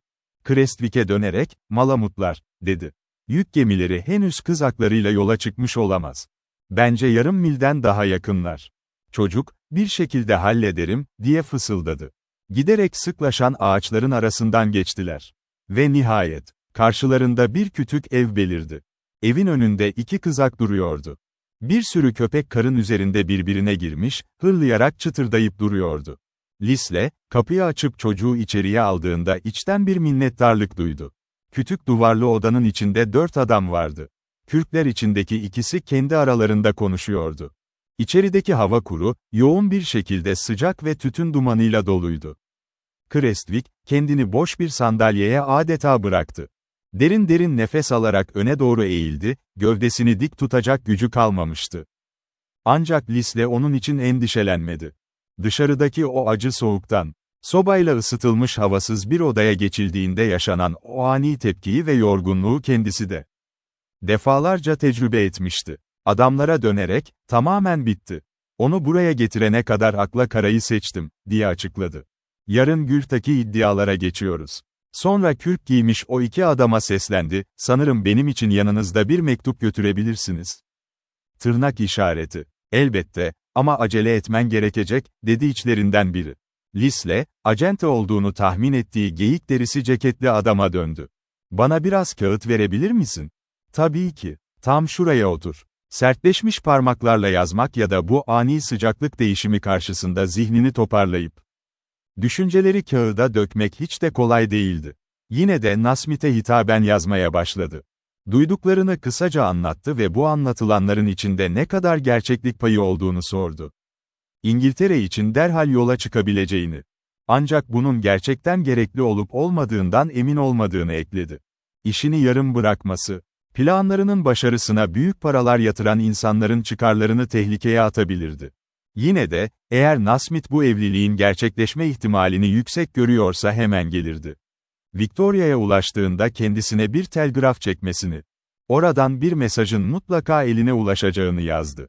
Bu arada, Nasmith'in Gladwyn'in ihaneti hakkındaki bilgileri ne kadar akıllıca kullandığını da ekledi. Mektup bittikten kısa bir süre sonra, kürkler içindeki o iki adam yola çıktı. Dışarıdan gelen ayrılış sesleri tamamen kesildiğinde, acente odadaki misafirlerine döndü.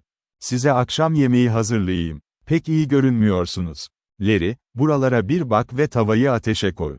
Harika bir yemek yediler. Kısa süre sonra Creswick, ahşap bir ranzaya doğru süzüldü. Bataklık samanıyla doldurulmuş o yatağın alışılmadık sıcaklığının ve yumuşaklığının tadını çıkarıyordu. İngiltere'deyken hiçbir zaman böyle bir fiziksel rahatlığın lezzetini hissetmemişti. Şimdi ise o eşsiz huzur, yıpranmış bedeninin üzerine bir yorgan gibi yavaşça seriliyordu. Lisle, Victoria'da lüks bir hayat yaşıyordu. Tam o sırada, Nasmith'in cevabı ona posta yoluyla ulaştı. Sıra dağlar arasında hala kış hüküm sürüyordu. Ancak kuzeyin bu sahil şehri, açık bir güneş ışığı ve hafif batı rüzgarlarıyla yıkanmış, adeta tertemiz süpürülmüştü.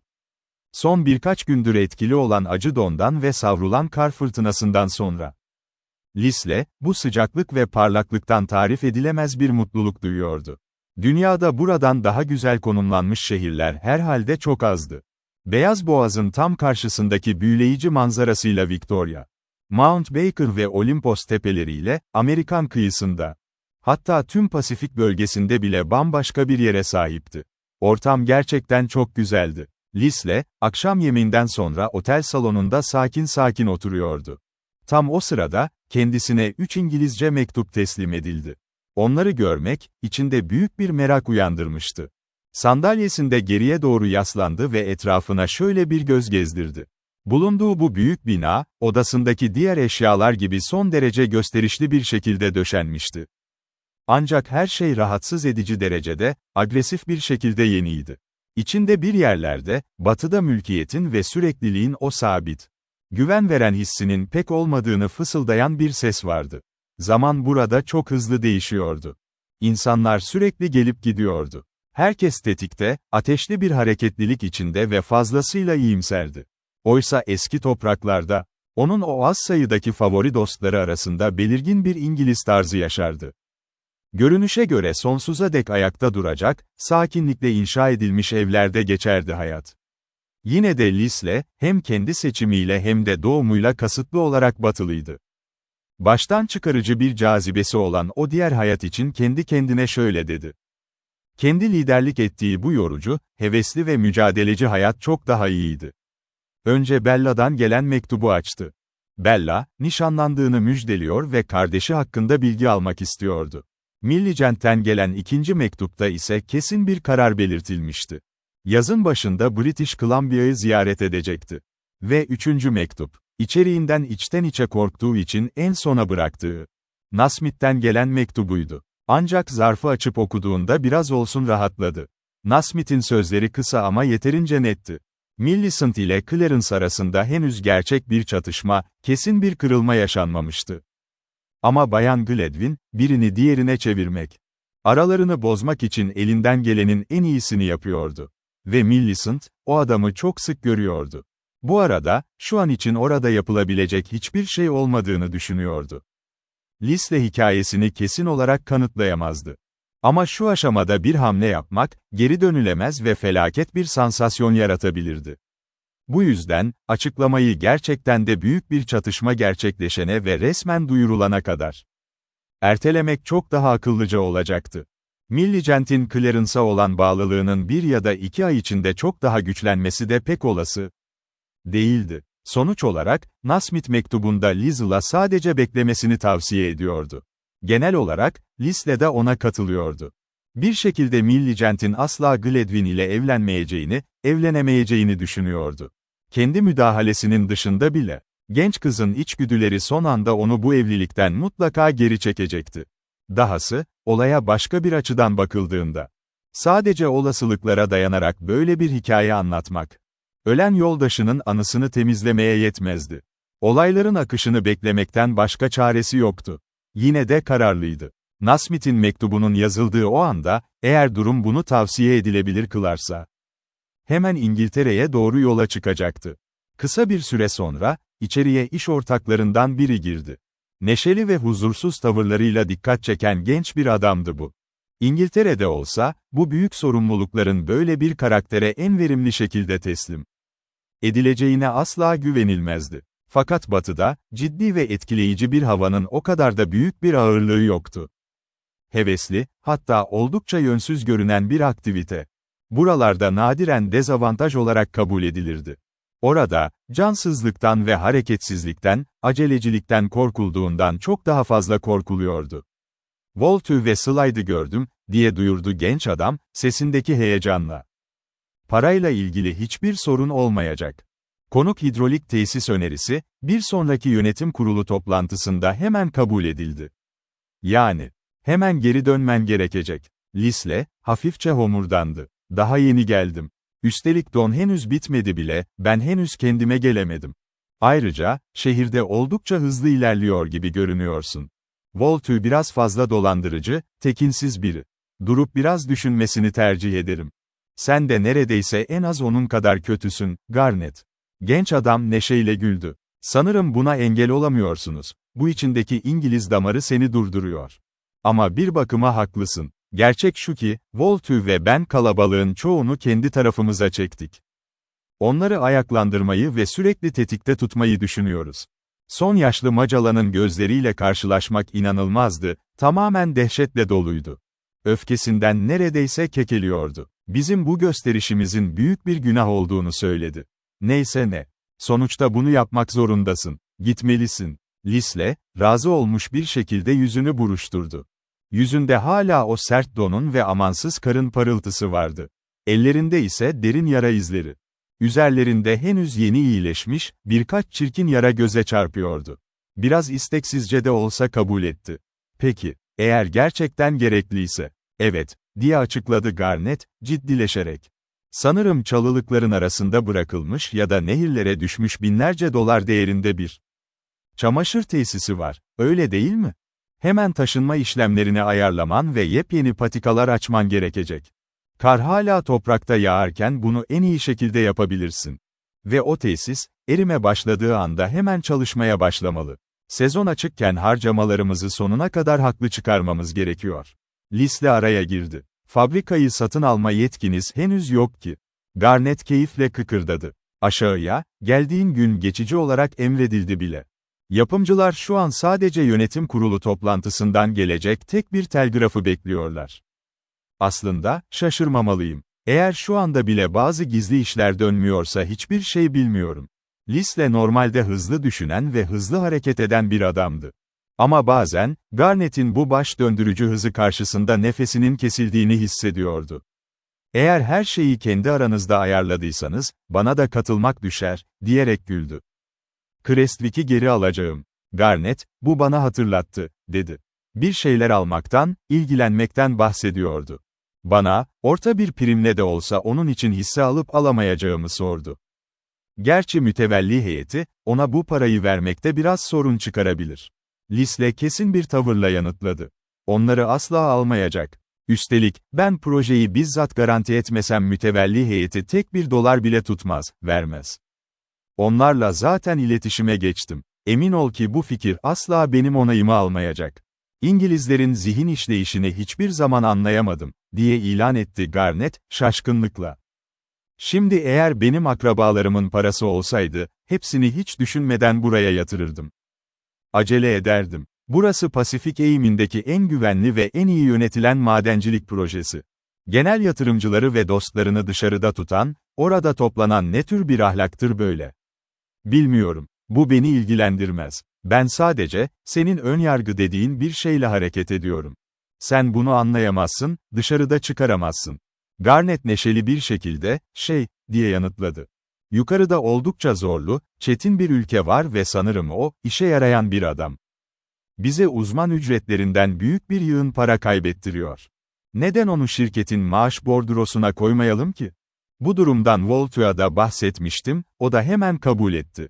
Başka konulardan bahsetmeye başladılar. Tam o sırada içeriye Crestwick girdi. Son derece şık giyinmişti, olağanüstü derecede enerjik, canlı ve berrak bir teni vardı. Şu anki görünüşü ile Liesl'ın onu ilk tanıdığı anki hali arasında dünyalar kadar fark vardı. Lisle ona dönerek, Bay Garnett'in sana sunmak istediği bir teklif var, dedi. Kanadalı ortak, durumu kısaca ve netçe özetledi. Creswick hiç şaşırmış gibi görünmüyordu. Büyük bir teşekkür etme gereği de duymadı. Doğrusunu söylemek gerekirse, önceki meseleden bahsetmiş olabileceğinizi zaten düşünmüştüm, dedi. Kendinden emin bir sesle. Yine de, eğer benim hizmetlerimi gerçekten istiyorsanız, $20 yukarı çıkmanız gerekecek. Garnett, ironik bir tonla sordu. Bir hafta mı? Büyük şeyler vaat ediyorsun. Burada 1-2 yıl kalırsan, gerçekten faydalı ve girişimci bir vatandaş olup çıkarsın. Sana sunduğum bu görev için deneyimli bir patron paketleyici bulurdum. Burada, evet, ama madenlerin olduğu yere vardığında o adam neredeyse kesinlikle seni bırakır ve kendisi madenci olur. Ve onu asla suçlayamazsın. Bir adam, sadece orada, o yukarıda yaşamak için bile günde $100 almayı hak eder. Ama benim bahsettiğim şey sadece bir aydı. Beni gerçekten istiyorsanız, yukarı çıkmam gerekiyor. Garnett yüksek sesle güldü. Sanırım bunu bir şekilde düzeltebilirim, ayarlayabilirim. Ama senin değerini gerçekten ortaya çıkaracağız, bunu göreceğiz. Creswick hafifçe gülümsedi. Eğer o şekilde bakarsan, bu bir iltifat sayılır. Garnett onları yalnız bırakıp odadan çıkınca, Creswick hemen Liesl'a döndü. Çok teşekkürler. Tabii ki bunun senin fikrin olduğunu biliyorum. Liesl, Garnett o şeyi bizzat önerdi. Bu çok daha iltifatçı, değil mi? Diye karşılık verdi. Creswick ona baktı ve anlamlı bir şekilde gülümsedi. Ben, seni ilk kez tanıdığım o zamanki gibi kolayca kandırılabilecek biri değilim artık, dedi. Tabii ki, bir anlamda bu ücret benim için pek bir teşvik değil. Beni cezbeden şey, sadece burada olmak fikriydi. Mütevelli heyetim olan eski Barnes'a bir tavsiye vereceğim. Bana her zaman, yaşadığım sürece 6 peni bile kazanamayacağımı, iyi durumda kalmamın tamamen bir şans olduğunu söylemeyi severdi. Ta ki ben ona bir teklif sunup o şeyi durdurana kadar. Ona birebir gideceğimi söylerdim ve istasyondaki birinin çantasını taşımak için saatlerce harcadığı o işi birkaç dakikada bitirirdim. Her neyse, bu bizim ilk hamlemiz. Liesl, o zaman daha da ileri gidiyorsun, öyle mi? Diye sordu. Kesinlikle, diye neşeyle cevap verdi genç adam. Ben bu işi bitirmeden, bu şirketin müdürü olmuş olacağım. Kendi mülkiyetimi kurduğumda, işime girdiğimde hisse almamı asla durduramazsın. Liesl bunu duyunca içten içe biraz rahatlamıştı. Bu takdire şayan bir hırstı. Creswick, bir zamanlar korkulduğundan ya da beklendiğinden çok daha az bir sorumluluk yükü olacağını kanıtlıyordu. Liesl ona, Bella'dan bir mektup aldım, dedi. Hala seninle iyi anlaşıp anlaşamayacağımızı, işlerin tatmin edici bir şekilde gidip gitmediğini öğrenmek istiyor. Sanırım ona, herhangi bir huzursuzluk hissetmesi için hiçbir sebep olmadığını yazabilirim. Creswick, Bella iyi biridir, diye karşılık verdi. Böyle soruları ara sıra sormayı artık bıraksa iyi olur. En azından, bunu yapmamak için yakında bazı haklı gerekçeleri olacağını sanıyorum. Daha sonra birlikte şehre çıktılar. Bir hafta sonra da kuzeye doğru resmen yelken açtılar. Vahşi doğada hala çetin bir kış hüküm sürüyordu. Liesl, nehirlerin, göllerin ve o tehlikeli bataklıkların, yani muskeglerin donmuş olmasının işini biraz daha kolaylaştıracağını düşünmüştü. Ancak durum yine de yeterince zahmetliydi. Ağır makinelerin taşınabilmesi için engebeli vadiler boyunca, yüksek geçitler ve bölünmeler arasında yeni patikaları ölçmek ve açmak zorundaydılar. Taşımacılık için her şeyi baştan düzenlemek gerekiyordu. Burada kanolar, orada derme çatma bir kütük köprü. Daha ileride ise yük taşıyıcılarının dinlenme istasyonları ve röleleri. Tek bir adamın çabası bile boşa harcanamazdı. Çünkü zaman inanılmaz derecede değerliydi ve bu vahşi doğada ücretler çok yüksekti. Sonra, nihayet don gevşedi. Taşlar, devasa kar kütleleri ve gevşeyen toprak, korkunç bir gürültüyle vadilerden aşağıya, büyük kitleler halinde gürleyerek akmaya başladı. İşte o an, bir baraj inşa etmek çok daha zor bir hale geldi. Şehirlerden toplanıp ona gönderilen bazı adamlar, firari denizciler. Bu tehlikeli yolculuğu ve görevlerinin gerçek doğasını anlar anlamaz, varışta hemen isyan ettiler. Diğerlerinin peşinden gönderilen yeni adamlar ise hiç gelmedi. Liesl onlara ne olduğunu hiçbir zaman öğrenemedi. Kamp alanı, içinde devasa taşların barındığı su birikintileriyle dolu tam bir bataklığa dönmüştü. Çadırlar ve derme çatma kulübeler sürekli olarak tepelerinden su damlatıyordu. Açılan her boşluk, öfkeli bir sel gibi hızla doluyordu. Kimsenin kuru tek bir kıyafeti bile kalmamıştı, uyumak için bile. İş, çoğunlukla diz derinliğindeki buz gibi suyun içinde yürütülüyordu ve ilk başlarda işler hiç de iyi gitmedi. Günler gitgide ısındı. Tepe bankalarından yoğun buharlar yükseliyordu. Geceleri ise kampı nemli, ağır sisler tamamen sarmalıyordu. Aşağıya doğru akan erimiş kar sularının hızı durmaksızın arttı. Birkaç kez yaşanan şiddetli seller, barajın bazı bölümlerini ve yarı inşa edilmiş o su kanalını, Fulum'u tamamen süpürüp götürdü. Tüm bu imkansızlıklara rağmen, çalışma inatla devam etti. Ayak ayak, santim santim. Büyük yığınlarla birbirine bağlanmış kaya duvarı yükseldi. Uzun ahşap kanal, vadinin derinliklerinde bir yılan gibi kıvrılarak ilerledi. Ve nihayet, hidrolik tesisin parçaları parça parça gelmeye başladı. Lisle, bu süreçte Crestwick'i inanılmaz derecede faydalı buldu. Genç adam nakliye aracını kusursuzca denetliyor. Patikaları sürekli devriye geziyor ve bozulan yolların onarılmasını sağlıyordu. Kürek ve balta kullanma konusundaki ustalığı belki önemsizdi. Ama yolun biraz aşağıya kaydığı o tehlikeli boşluklara hemen bir iki adam göndermeyi ya da geçilemeyen coşkun bir dereye birkaç kütük fırlatıp köprü yapmayı çok iyi biliyordu. Sürekli emek vermekten ve uykusuzluktan dolayı iyice incelmiş, sertleşmişti. Çoğu zaman az besleniyorlardı ve şiddetli yağmurda sığınacak tek bir barınakları bile yoktu. Ancak bir süre sonra, doğada hoş bir değişiklik meydana geldi. Günler sıcaktı, geceler ise berrak ve soğuk. Ve o kısa, canlı yaz, dağ arazisinde aniden başlayıverdi. Burada artık nadiren yağmur yağıyordu.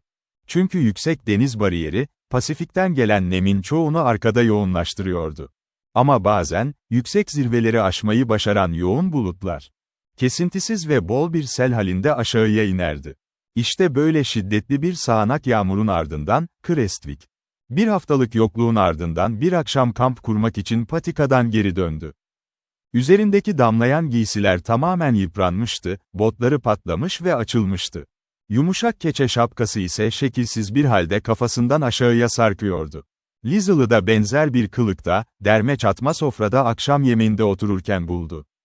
Lisle hemen sordu. Borular ve o büyük dökümler.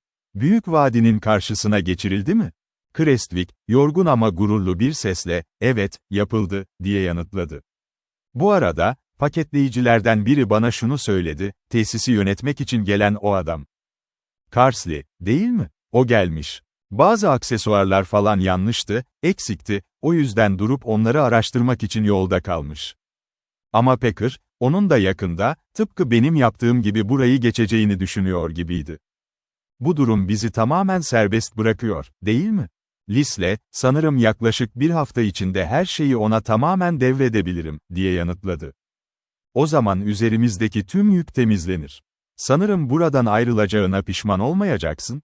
Crestwick, ayaklarını ileriye doğru uzatarak o yırtık botlarını ve kiralık, darmadağın olmuş pantolonunu gösterdi.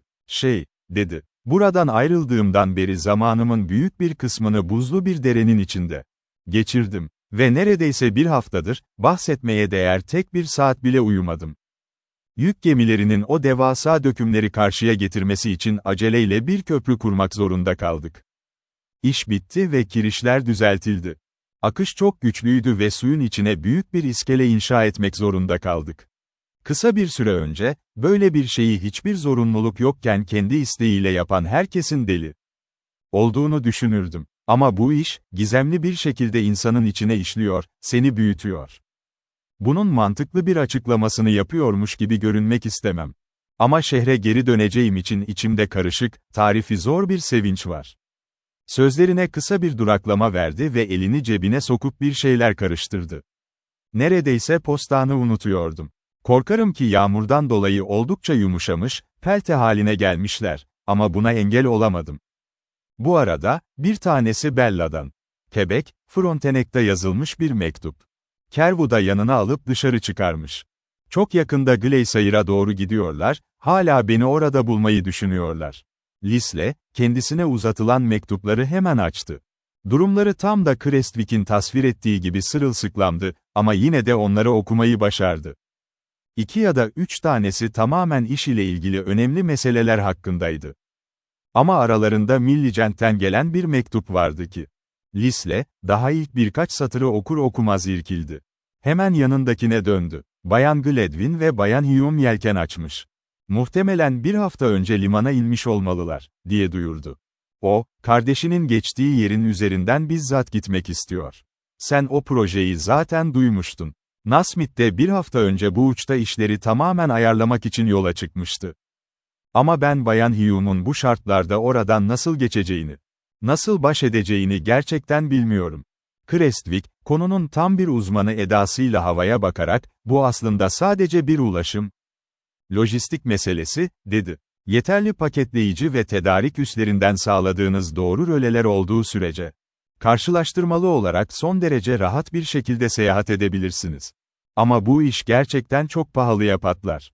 Tam o esnada, genç adamın aklına parlak bir fikir geldi. Dur bir dakika. Onlar kesinlikle karşıdan gelip Bella ile karşılaşacaklar. Çünkü Bayan Gladwin, Kerv'u çok iyi tanıyor. Lisle, duyduğu bu sözlerin ardından birkaç dakika boyunca tamamen sessizce oturdu. İçini güçlü, derin bir memnuniyet hissi kaplamıştı. Millicent şu an Kanada'daydı. Ve mektupta Gladwin'den tek bir kelime bile bahsedilmiyordu.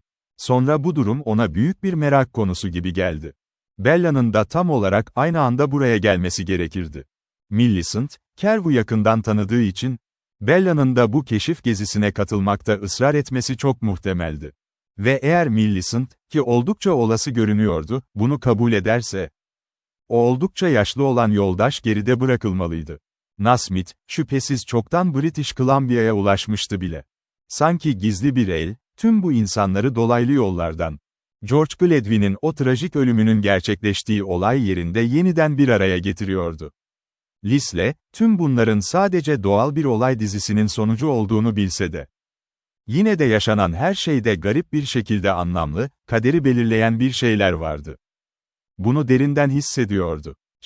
Dedi yavaşça. Onlar için bir rehber gibi davranmamı istiyorlar ve Bayan Gladwin benim geleceğimi söyleyerek beni bekleyeceklerini belirtiyor.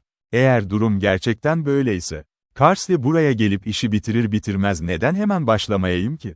Hiçbir engel göremiyorum. Acaba Carsley, Nasmith'ten bana yazılmış yeni bir mektup getiriyor mudur? Çok merak ediyorum.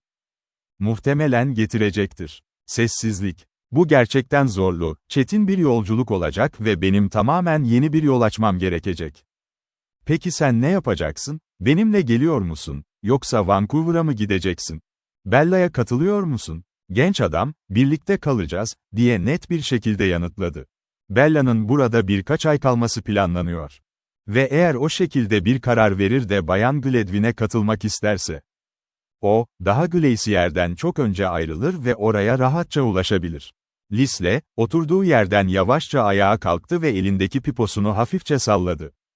O zaman, diye yanıtladı, gözlerinde kararlı bir ışıkla. Etrafa son bir kez şöyle bir göz atacağım. Yarın ilk iş olarak hemen erkenden başlasan çok iyi olur. Ve o kalıpların, dökümlerin gelişini iyice hızlandırın. Carsley buraya geldiğinde hemen kaçıp gideceksek, yapılacak daha çok işimiz var demektir. Güneş, tepelerin siyah sırtı arkasında yeni batmıştı. Göl, tamamen hareketsizdi. Üzerinde gökyüzünün renkleri yansıyordu. Uzak kıyıda, uzun sedir ağaçları yükseliyordu. Dağ havasına, reçine dumanıyla karışık, hafif ve kokulu bir ürperti sızıyordu. Suyun karşı yakasında, uzaklarda bir yerde, bir deli kuş acı acı sesleniyordu. Çakıllı sahilde, bir çadır kümesi durmaktaydı. En büyük çadırın önünde, kamp sandalyesine yaslanmış bir kadın oturuyordu, Millicent. Yanında, büyük bir çalışkanlıkla nakış işleyen Bayan Hume vardı.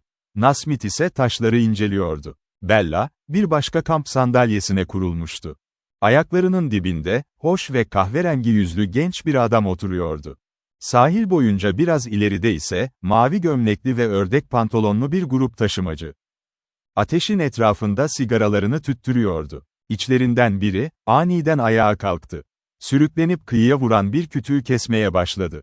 Baltasının keskin, sert vuruşları, o delice bağıran kuşu ürkütmüştü. Kuş, çığlıklar atarak oradan uzaklaştı. Grup, demiryolundan sonra zorlu bir etap yolculuğu yapmış.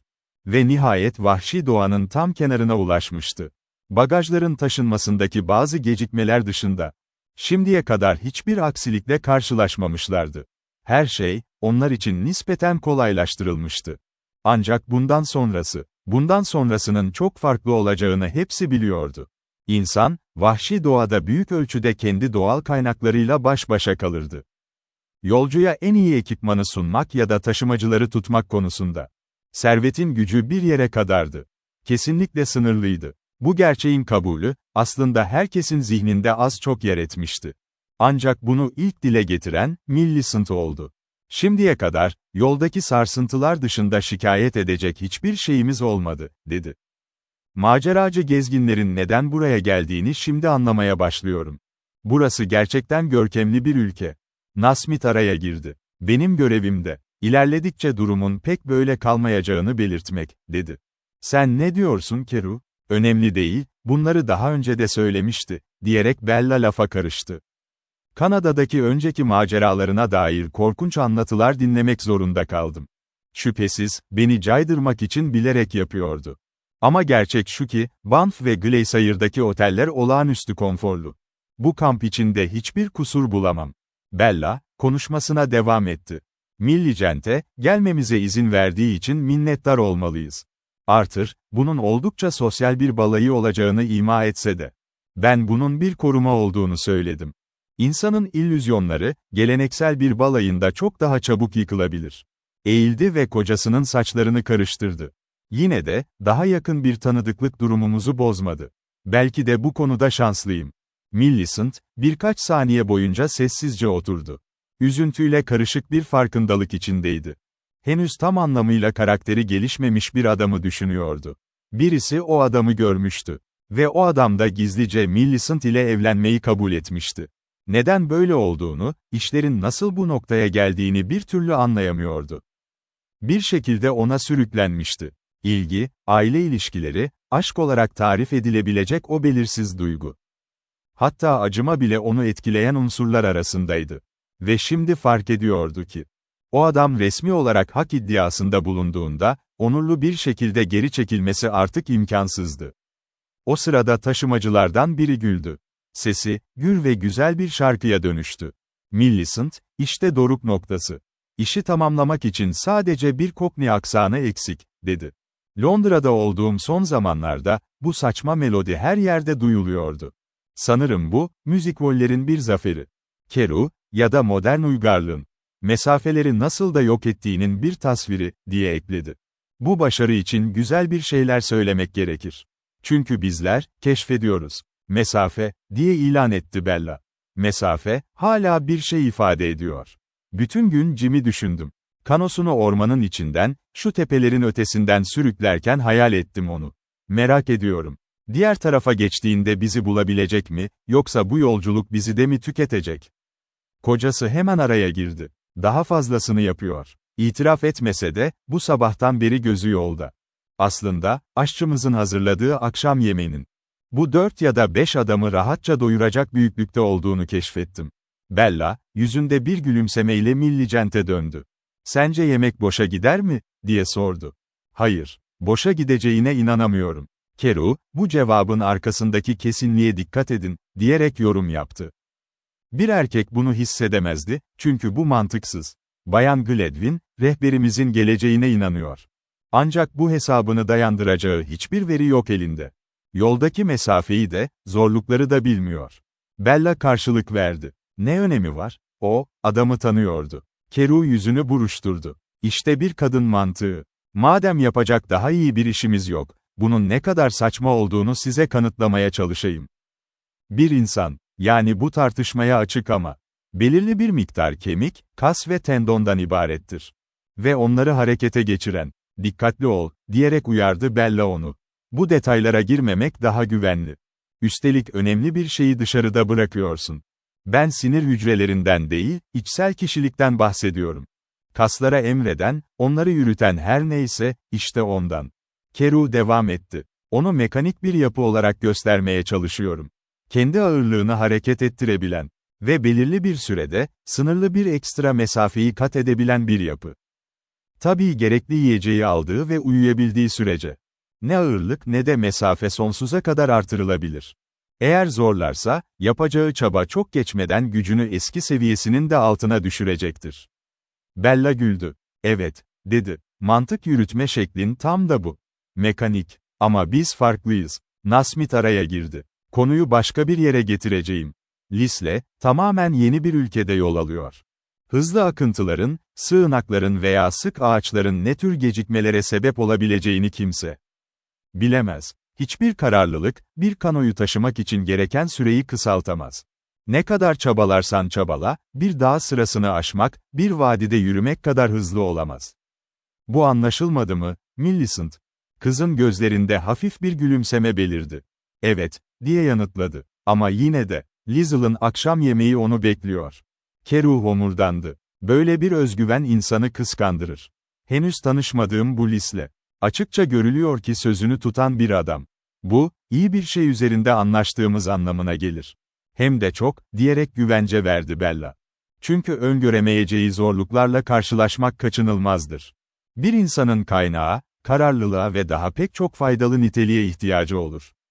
Ama tüm bunlar şimdi çok ciddileşiyor. Lisle, bu saatte burada olacağına dair bize söz bile vermemişti. Durakladı ve yaramazca güldü. Millicent sadece onu çağırdı. Yarının, yola çıkmak istediği gün olduğunu söyledi, o kadar. Millicent'in yüzüne hafif bir kızıllık yayıldı. Ama Bella durmadı, devam etti. Onu çağırdı. Ve rehberimiz sıra dağların üzerinden, hızlı akıntıların, geniş göllerin üzerinden yola çıktı. O adamın bunu kolayca kabul edeceğini hayal bile edemezsiniz. Jim'in de ona yetişmek zorunda kalacağı bariz bir gerçekti. Bunu zor bulacaktır, ama sanırım bu ona iyi gelecek. Nasmith güldü. Ardından Keru ile birlikte ayağa kalkıp yürüyerek uzaklaştılar. Tepelerin arkasındaki gün batımı yeşili, iyice solmuştu. Gölgeli ormanın üzerinde, solgun bir yarım ay belirdi. Taşların üzerine vuran suyun hafif çırpıntısı dışında. Her yer tam bir durgunluk içindeydi. Bella, tembelce sandalyesine yaslandı. "Bu çok hoş," diye haykırdı. "Sahi Millicent, Clarence'ın da gelmesini istemez miydin?" Sorunun beklenmedik oluşu, Millicent'i şaşırttı. Şaşkınlıkla cevap verdi. Bilmiyordu. "Ah, o zaman ona söylemedin mi?" "Neden söylemedin?" Cevap vermek zordu. Ama Bella'nın sesinde, Millicent'in öfkesini dindiren bir yumuşaklık vardı. Bella, evlendiğinden beri daha nazik birine dönüşmüştü. O eski acımasızlığı azalmıştı. "Sanırım," dedi Millicent. "Kimsenin beni oyalamasını istemedim. Kitap için fotoğraflar çekeceğim ve eskizler yapacağım, biliyorsun. Ama bizi yanına aldın." "Evet," diye onayladı Millicent. "Siz farklısınız." "Doğru. Seni rahatsız etmeyiz." Nasmith de zaten hesaba katılmaz. Göze batmayan biridir. Sadece ön tarafta olması istendiğinde onun adına konuşacak iyi bir anlaşma yapılır, o kadar. Hiçbir beklentisi yoktur. Şüphesiz, Lisle için de aynısı geçerli. Millicent cevap vermedi. Bella ise çok ileri gidip gitmediğini merak ediyordu.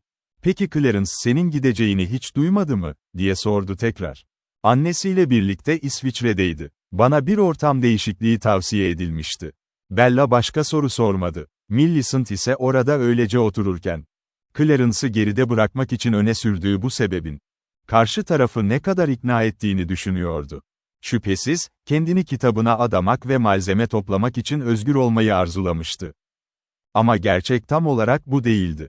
Aynı zamanda, kamptaki hayatın getireceği kaçınılmaz yakınlık yüzünden, Clarence ile fazla içli dışlı olmaktan yarı bilinçli bir şekilde kaçınmıştı. Fakat bunu kendine bile itiraf etmeyi reddediyordu. İstediği şey, aslında çok daha basitti, zor bir zamanda, özgürlüğünü biraz daha uzatmak. Gitmesine izin verilmesini istemişti. Şimdi her şeyi enine boyuna düşününce, zihni oldukça huzursuzdu. "Bir şey var," dedi Bella. "Sana, buralara kaçtığın için azarlayıcı mektuplar yazamaz. En azından, yazsa bile onları burada alamazsın." Millicent'in de fark ettiği gibi, bu gerçekten bir rahatlamaydı. Ancak Bayan Hume, düşüncelerini biraz sıradan bir konuyla böldü. Bir şeyler talep etti. Kısa süre sonra adamlar da ateşin yanına geri döndü. Taşımacılar çoktan uyumaya gitmişti. Çiğ ağır ağır düşüyordu. Nasmith çakılların üzerinde yürüyor, Keru ise karısının sandalyesinin yanına oturuyordu. Birden Millicent öne eğildi. Yüzünü göle doğru çevirdi. "Dinleyin," diye keskin bir sesle bağırdı. "Duymuyor musunuz? Bir şey var." Bir an için, diğerlerine hiçbir ses ulaşmadı. Derken Nasmith aniden fırladı. "Evet," diye bağırdı. Kano kürekleri. Sessizliğin içinden ölçülü bir ritim yükseldi. Arttı, arttı. Ta ki sakin suyun o hafif şıpırtılarını keskin bir şekilde yarana kadar. Sonra, parıldayan gölün çok yukarısında, ay ışığının altında loş, siyah bir çubuk belirdi. Yavaş yavaş süzüldü ve yaklaştıkça daha da belirgin hale geldi. Bella yaramazca, "Tabii ki, kızılderili de olabilirler," dedi. Keru, Millicent'in iddialı duruşunu kabul ederek söze girdi. "Hayır, sanırım yenildim. Sen ve Bayan Gladwin haklıydınız." Ay ışığı tam Millicent'in yüzüne vuruyordu. Bella onu izlerken, yüzünde ilgisini çeken bir şey okudu. Bu, basit bir memnuniyetten çok daha güçlü bir şeydi. Gururla karışmış, derin bir histi. Bir çağrı yapmıştı. Ve vahşi doğanın derinliklerinden çağırdığı o adam, bu çağrıya yanıt vermişti. Birkaç dakika sonra kano, gürültülü bir şekilde çakıllı sahile yanaşıp karaya oturdu. Creswick dışarı atladı. Bella, diğer her şeyi unutarak gidip boynuna sarıldı ve onu öptü.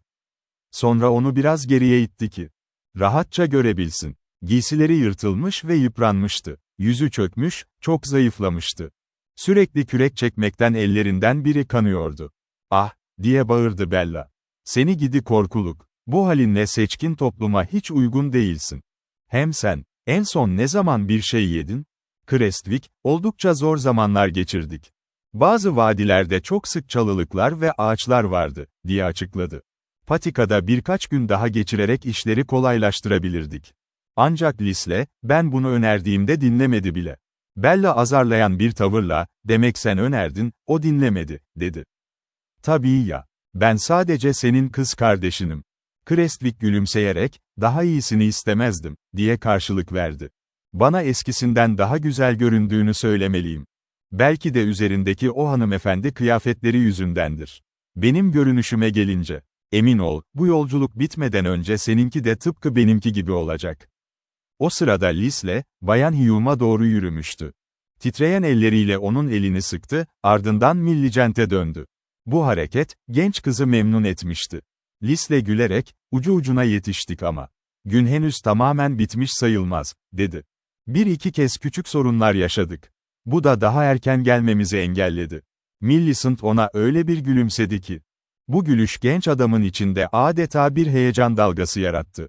"Sadece şunu söyleyebilirim ki, akşam yemeğini senin için sakladık. Ama asıl önemli olan geldin, değil mi?" Sonra Nasmith'e seslendi. "Aşçının uyanıp uyanmadığına bir bakar mısın?" Daha fazla bir şey söyleme fırsatı bulamadı.